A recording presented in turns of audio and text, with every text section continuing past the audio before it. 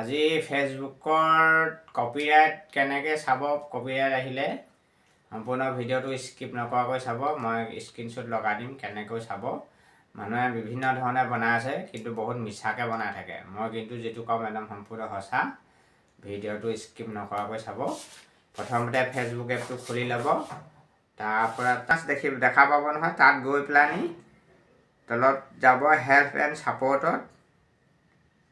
তাৰপৰা support inbox বুলি এটা দেখা পাব, তাত ক্লিক কৰিব। তাৰপৰা ইঅ' এলাৰ্ট বুলি এটা অপশ্যন দেখা পাব, সেইটোত ক্লিক কৰিব। যদি কপিৰাইট আহে নহয়, তাতে চব ভিডিঅ' শ্ব' কৰিব আৰু ভিডিঅ'বোৰ ৰিমুভ কৰিবলৈ ক'ব। নহ'লে ৰেভিনিউটো শ্বেয়াৰ কৰিবলৈ অপশ্যন আহিব, 3টা অপশ্যন আহে আৰু এটা ৰিমুভ কৰিব লাগিব, এটা ৰেভিনিউ শ্বেয়াৰ আৰু এটা আপোনাৰ পাৰ্মিশ্যন ল'বলৈ আহিব। সেই 3টা অপশ্যন দেখা পাব। যদি পাৰ্মিশ্যন নলয়, ৰিমুভ কৰিব লাগিব ভিডিঅ'কেইটা। ভিডিঅ'টো চাই ভাল পালে লাইক আৰু কমেণ্ট শ্বেয়াৰ কৰিবলৈ নাপাহৰিব। ধন্যবাদ।